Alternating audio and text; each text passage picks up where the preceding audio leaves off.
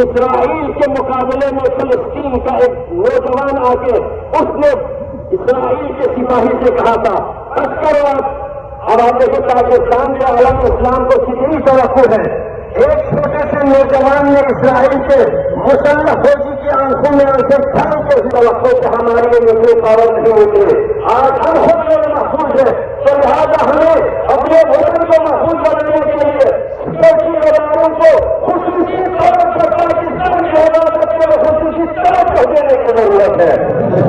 ہم حیثیت دعوے کے رہنے والے ہم اپنے تن اپنے وطن کے لیے قربان کرنے کے لیے تیار ہیں, لیکن آپ کو اپنی پالیسیوں میں نظر ثانی کرنی پڑے گی. عوام کے ساتھ ہونے والے فیصلوں کو کم کرنے ہوں گے. عوام جب تک سیکورٹی اداروں کے ساتھ نہ ہو وہ محاذ پر نہیں لڑ سکتے.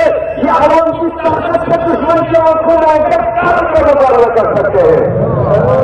ایک بات یہ تو انشاءاللہ تو یہاں پاکستان کے اندر جیسے فارسینات میں جیسے بارڈر سے زیارتوں سے آنے کے لیے مسائل ہے ہمارے